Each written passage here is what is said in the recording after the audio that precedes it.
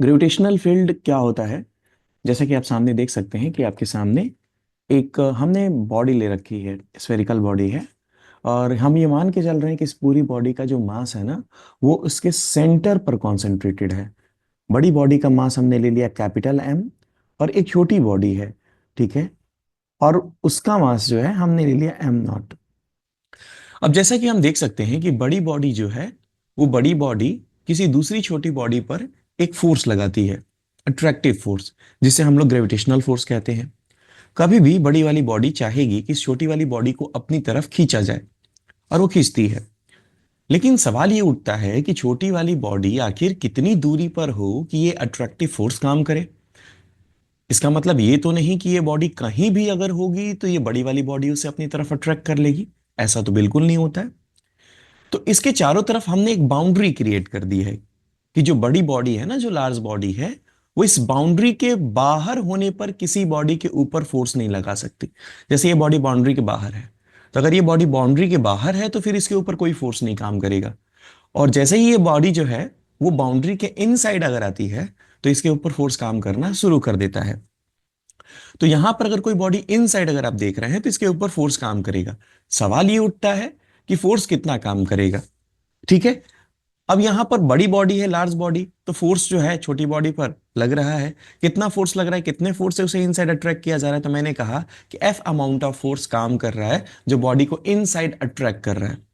अगर इसी की तरह अगर कोई एक दूसरा प्लेनेट भी होता, अगर इसी की तरह अगर कोई एक दूसरा प्लेनेट होता, जैसे मैं प्लेनेट ड्रॉ कर रहा हूं, सपोज करिए कि आपके पास एक दूसरा प्लेनेट है, और ये रहा वो प्लेनेट। अब ये प्लेनेट छोटा है एज कंपेयर टू जो सेकेंड बॉडी है, तो इसके चारों तरफ क्या काम करेगा? ग्रेविटेशनल फील्ड काम करेगा। मतलब इसका दायरा होता है कि जहां तक ये गुरुत्वाकर्षण बल लगा सकता है। लेकिन मुझे एक बात बताइए, क्या दोनों का फील्ड एक बराबर दूरी पर होगा? नहीं। दोनों के फील्ड का रेंज एक होगा क्या? नहीं। बड़ी बॉडी ज्यादा दूरी तक बल लगा सकता है, छोटी बॉडी जो है वो उतनी ज्यादा दूरी तक बल नहीं लगा सकता। यानी कि अगर मैं किसी बॉडी को इस छोटे फील्ड के बाहर अगर रखता हूं तो उसके ऊपर कोई फोर्स काम नहीं करेगा। लेकिन अगर इसी को इनसाइड लेके आऊंगा ना, छोटी बॉडी को, तो ये क्या करेगा? फोर्स अपनी तरफ लगाएगा और इस बॉडी को अट्रैक्ट करेगा। ठीक है। तो अब सवाल ये उठता है कि क्या दो बॉडीज हैं, दो लार्ज बॉडीज हैं, ठीक है, एक रेड वाली और एक ब्लू वाली, क्या दोनों सेम अमाउंट में फोर्स लगा के बॉडी को अपनी तरफ अट्रैक्ट करेगा? ये भी सही नहीं है। छोटी बॉडी कम बल लगाता है, कम फोर्स लगाएगा, वीक फोर्स अप्लाई करता है, जबकि बड़ी बॉडी उससे थोड़ा सा ज्यादा फोर्स लगाता है। यानी मेन डिफरेंस जो फील्ड में आता है ना, वो क्या है? फोर्स का है। दो बॉडीज हैं, दोनों का अपना अपना दायरा है, अपना अपना फील्ड है जहां तक ये अपना बल लगा सकता है। छोटी बॉडी जो है वो कम फोर्स लगाएगा, बड़ी बॉडी जो है वो ज्यादा फोर्स लगाएगा। ठीक है। तो जो ये फोर्स बॉडी लगाती है, बड़ी बॉडी छोटी बॉडी पर जो फोर्स लगाती है, इसे फोर्स ना कह के हम इंटेंसिटी कहते हैं। अगर ये छोटी बॉडी जो है, इसका मास जो है वो यूनिट हो। अगर यूनिट मास बॉडी है, इकाई है बॉडी का, 1 किलो की बॉडी है, यूनिट मास बॉडी अगर आपके पास है, तो यूनिट मास बॉडी होने की वजह से जो भी फोर्स एम नॉट के ऊपर काम करता है उसे फोर्स नहीं, इंटेंसिटी कहते हैं। तो क्या कहोगे कि फील्ड की इंटेंसिटी क्या है, फील्ड की तीव्रता क्या है? तो उसकी जगह पर आप ये बोलोगे कि जो भी ग्रेविटेशनल फील्ड इंटेंसिटी होती है, ग्रेविटेशनल फील्ड इंटेंसिटी, उसके बारे में आप क्या कहोगे? ग्रेविटेशनल फील्ड इंटेंसिटी को रिप्रेजेंट हम करते हैं, उसको रिप्रेजेंट करने के लिए या तो हम आई का यूज करते हैं, कैपिटल आई, या फिर हम ई का यूज करते हैं। ठीक है। इसमें एक बात और आपको याद रखना है कि जो फील्ड इंटेंसिटी होती है वो एक वेक्टर क्वांटिटी होती है। क्यों वेक्टर क्वांटिटी होती है? मैंने अभी आपको क्या बताया कि इंटेंसिटी एक तरह का फोर्स है। अगर फोर्स वेक्टर है तो फिर इंटेंसिटी भी क्या है? आपका एक वेक्टर क्वांटिटी है। तो आपको आई जो है ना, आई के ऊपर आपको एरो लगाना होगा जो बताएगा कि ये वेक्टर क्वांटिटी है। ठीक है। या फिर अगर इसे रिप्रेजेंट करते हैं तो आप ई के ऊपर एरो आप लगाएंगे। ग्रेविटेशनल फील्ड इंटेंसिटी कैसे पता करते हैं? कि दो फील्ड है, दोनों की तीव्रता अलग अलग है, एक ज्यादा बल लगाता है, एक कम बल लगाता है, तो इन दोनों का इंटेंसिटी अलग अलग होगा। इंटेंसिटी कैलकुलेट कैसे करेंगे? इंटेंसिटी, ग्रेविटेशनल फील्ड इंटेंसिटी में be defined as the amount of force experienced, the amount of force experienced by unit mass body m not. जो छोटी बॉडी है वो अपने ऊपर कितना बल महसूस करता है, या बड़ी बॉडी छोटी बॉडी पर कितना फोर्स लगाता है, ये फोर्स ही आपको बताएगा कि फील्ड की तीव्रता ज्यादा है या फील्ड की तीव्रता कम है। उसी तरह से अगर ये अनदर बॉडी की हम बात करें, इसकी फील्ड इंटेंसिटी कितनी है, तो I is equal to F by M naught होगा, लेकिन दोनों में फोर्स डिफरेंट होगा। जैसे पहले वाले कंडीशन में F1 फोर्स है, तो दूसरे वाले में फोर्स क्या होगा, F2 होगा। पहले वाले की इंटेंसिटी I1 है, तो दूसरे वाले की इंटेंसिटी क्या होगा, I2 होगा। ओके, सेकेंड बॉडी की इंटेंसिटी होगी I2। अब यहां पर हम क्या कर सकते हैं कि जो इंटेंसिटी हमने तो निकाल ली, बट इसे क्या वेक्टर फॉर्म में लिखा जा सकता है, बिल्कुल लिखा जा सकता है। इंटेंसिटी का यूनिट क्या होता है, इसको मेजर किस में करते हैं, तो यूनिट के लिए आप लिखना I is equal to, force की जगह पर आप लिखना न्यूटन, क्योंकि फोर्स का यूनिट होता है न्यूटन एसआई में, और उसके बाद मास का जो यूनिट होता है वो होता है किलोग्राम। तो यहां पर इंटेंसिटी की जो यूनिट होगी वो होगी न्यूटन पर किलोग्राम।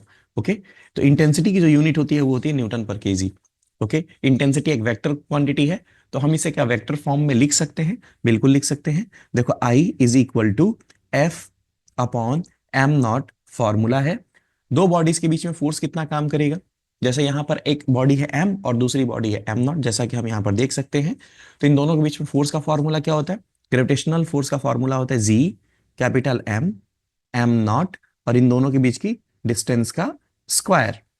नीचे क्या है आपका, एम नॉट है। आप एम नॉट से एम नॉट को कैंसिल कराओ दो, कैंसिल कराने के बाद आपके पास क्या आएगा, G M upon R square. तो बेसिकली इंटेंसिटी का फॉर्मूला क्या होता है, G M upon R square. ठीक है, ये जो इंटेंसिटी आप देख रहे हो, इंटेंसिटी में आपको समझने वाली क्या चीज है सबसे ज्यादा, कि किसी भी बड़ी बॉडी की जो फील्ड होती है वो उसके चारों तरफ होती है, और इंटेंसिटी डिपेंड करता है बड़ी बॉडी के मास पे, depends on the mass of large body, depends on the mass of large body. ठीक है, बड़ी बॉडी का जो मास होता है उस पर निर्भर करता है। ठीक है, इंटेंसिटी किस पे डिपेंड करता है, मास पे। यानी कि अगर ये मास ज्यादा होता तो फील्ड की तीव्रता ज्यादा होती, ये फील्ड दूसरी छोटी बॉडीज पर फोर्स ज्यादा लगाता। और किस बात पर निर्भर करता है, डिस्टेंस पर।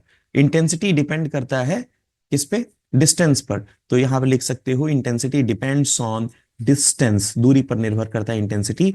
अगर दूरी बढ़ाई जाए, ठीक है, तो आप जैसा देख सकते हैं कि इंटेंसिटी जो है वो क्या है, इनवर्सली प्रोपोर्शनल है डिस्टेंस के स्क्वायर का। यानी आप दूरी को बढ़ाते हैं तो तीव्रता यानी फोर्स जो लगाएगी बॉडी पर वो घटता जाएगा। अगर आप दूरी को कम करते हैं तो अब यहां पर देख सकते हो कि इंटेंसिटी बढ़ेगा, यानी फोर्स ज्यादा काम करेगा। सिंपल भाषा में, पास होने पे ज्यादा बल लगेगा, दूर होने पर कम बल लगेगा। ठीक है, दूर होगे तो बच जाओगे, पास आओगे तो मार खाओगे, ये वाला कंडीशन है। तो यहां पर दो बात है, एक तो मास और एक है आपका डिस्टेंस। ठीक है, तो इंटेंसिटी आप देख सकते हो कि इन दोनों पर डिपेंड करता है, एक पे डायरेक्टली प्रोपोर्शनल और एक पे है आपका इनवर्सली प्रोपोर्शनल। ओके, अब हम क्या करते हैं कि इन दोनों के वेक्टर क्वांटिटी से समझते हैं कि इनका डायरेक्शन कैसे लिखा जाएगा। चलिए, डायरेक्शन के लिए क्या करना होता है कि इन दोनों के बीच की मुझे क्या चाहिए, इन दोनों के बीच की मुझे डिस्टेंस चाहिए। तो दूरी काउंट किससे होगी, अरे फील्ड किसकी है, फील्ड है आपकी बड़ी बॉडी की। और बड़ी बॉडी से छोटी बॉडी की जो दूरी है, ये रेड लाइन से मैंने रिप्रेजेंट किया। बड़ी बॉडी से छोटी बॉडी की जो दूरी है वो रेड लाइन से रिप्रेजेंट किया। हम चल कहाँ रहे हैं, एरो देख सकते हैं, हम छोटी बॉडी की तरफ जा रहे हैं, आगे की तरफ। तो डायरेक्शन भी डिस्टेंस का क्या होगा, आगे होगा। डिस्टेंस कितना है, आर है, और डिस्टेंस का डायरेक्शन क्या है, आगे की तरफ आर कैप है। ओके, फोर्स किधर की तरफ लगा, अंदर की तरफ लग रहा है। फोर्स कहाँ है आपका, एफ है, और फोर्स का डायरेक्शन क्या है, फोर्स जो है वो इन साइड है, तो इसे आप एफ कैप कह सकते हो। तो मुझे एक बात बताओ, क्या दोनों का डायरेक्शन सेम तरह है, नहीं बिल्कुल नहीं, दोनों का डायरेक्शन अपोजिट है। दोनों का डायरेक्शन अपोजिट क्यों कहेंगे, क्योंकि हम दूरी काउंट करते हुए जा रहे हैं आगे की तरफ और फोर्स लग रहा है पीछे की तरफ। तो जाना है आगे और फोर्स लग रहा है पीछे। दो वेक्टर क्वांटिटी है, एक फोर्स और एक डिस्प्लेसमेंट, और दोनों विपरीत दिशा में है। तो विपरीत दिशा में है तो आपको अपोजिट साइन कैसे रिप्रेजेंट करना होगा। इंटेंसिटी जो होता है वो एक तरह का फोर्स है, और फोर्स बैकवर्ड लगता है, तो आप यहां पर लगा दिया माइनस, और यहां हो गया G M upon R square. इसमें आर ही एक वेक्टर है जो है आगे की तरफ, तो आर जो है वो आई के क्या है, अपोजिट है, इसलिए हमने क्या लगाया, माइनस लगा दिया। ठीक है, और यहां पर आप आर का डायरेक्शन लिखना,